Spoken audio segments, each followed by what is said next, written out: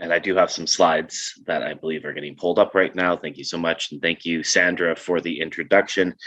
I'm just in awe of all of the speakers who have gone before me, and really grateful and privileged to be here. I want to acknowledge first and foremost that I am a white settler on stolen, unceded land here in Lekwungen territory, and never has there been more reason to engage in truthful and meaningful land acknowledgements as we continue to see the irreparable harms of colonization impact people who use drugs, people who experience homelessness, and Indigenous communities, both locally and abroad.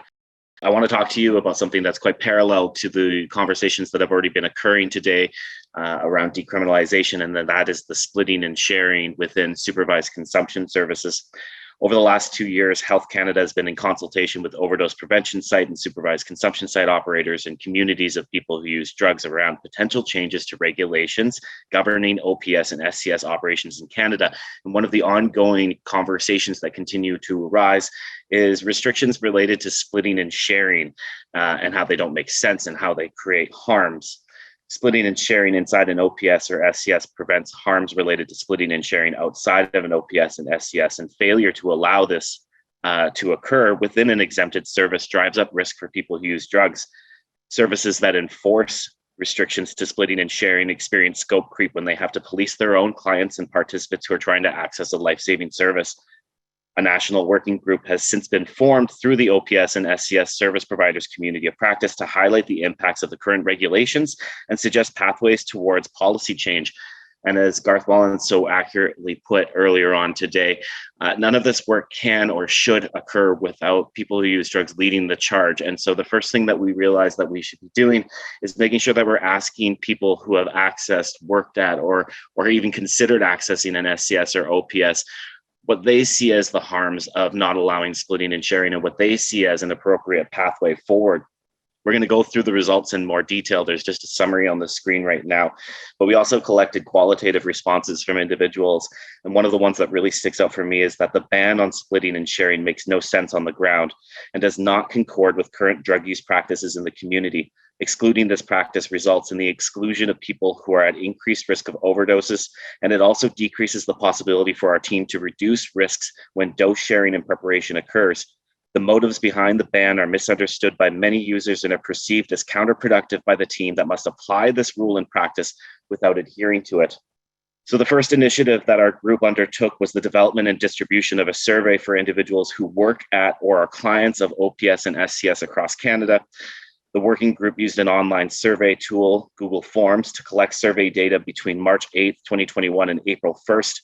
The survey was developed by a subgroup from Splitting and Sharing Working Group and was reviewed and proofread by people with lived and living experience, researchers, legal experts, and clinicians. The survey was translated into French and both versions were released concurrently. And upon completion, the French results were translated back into English to incorporate into a single report. And that link for the report is available to anyone who wants it. I've just put it into the chat. A total of 140 responses were collected from across the country. 87 individuals, 62% of respondents identified as people with lived and living experience of criminalized substance use. People with lived and living experience were compensated $20 via e-transfer, and I quickly learned that I had a limit on the number of e-transfers that I can perform in a single day, but that was a me problem. Provincial representation from respondents is missing one critical variable. While the respondents primarily came from provinces that actually have sanctioned OPSs and SCS, there was no responses from Saskatchewan, which is a gap that we acknowledge. What we learned and what the key themes here is that restrictions on splitting and sharing within OPS and SCS create significant barriers to accessing life-saving services. Restrictions also increase risk of unintended health consequences, death, and criminalization. And restrictions increase barriers for certain populations like women and gender diverse people, people with disabilities, or people who require assistance injecting. These barriers to access can have fatal consequences in the midst of the current overdose crisis. Among the most notable statistic in this report is that 45 respondents reported that overdoses occurred near the OPS or SCS following a restriction based on splitting and sharing, while 29 respondents also reported that people who have been apprehended and criminalized due to splitting and sharing outside of an OPS or SCS because they were not allowed to split and share inside of the OPS. 84 respondents identified barriers for certain populations, as I said before. It is important to note that we have also delved into the topic of thresholds, as many of you have already touched on earlier today.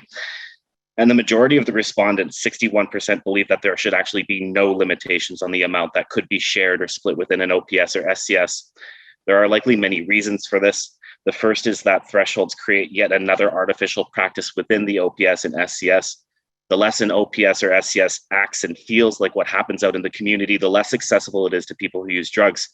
There's also a tendency to vilify people who sell drugs, despite the fact that they are often also clients or participants seeking access to these services and people who also deserve access to harm reduction services.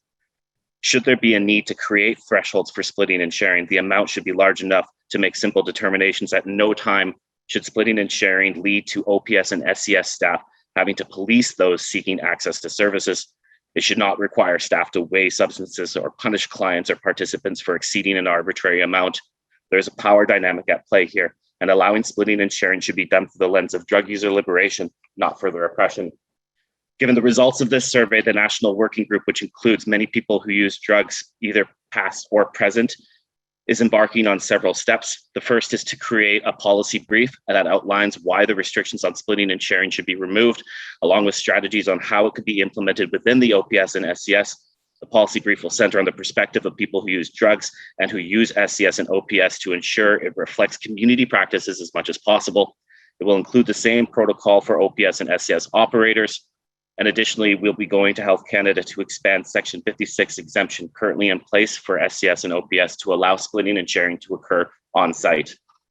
This is just a quote from the report that I sent the link to you all now. I remember that I couldn't split and share inside an OPS site. We had to go outside to share what was split inside the OPS. This made it difficult because there were always police sitting outside ready to arrest if that was seen by them, as well as persons ready to rip you off. I felt very stigmatized and scared of getting arrested. I saw others do that and get arrested. It made me not want to use in this safe area for risk of violence and discrimination as well as arrest. It took away from my means of survival. And then we also started to talk to folks abroad and internationally about splitting and sharing. And we quickly learned that it's a very normalized process in other countries. This is from Zurich. The division and joint use of illegal substances, heroin and cocaine, is permitted within the drug consumption room in Zurich without restriction, is not classified as an illegal trade, and is also frequently practiced. In the drug consumption room in Zurich, the micro deal of illegal substances is tolerated to a certain extent. The dealers are clients who finance their addiction by dealing. They are known as consumers in the drug consumption room and regularly stay in our facilities. So what is the difference? How come I can leave this conference and go buy a bottle of wine and split and share it with somebody in a safe area, but we're not allowing other people to do that? It's colonization, it's stigmatization, and it's further oppression. So it's time for change. Thank you.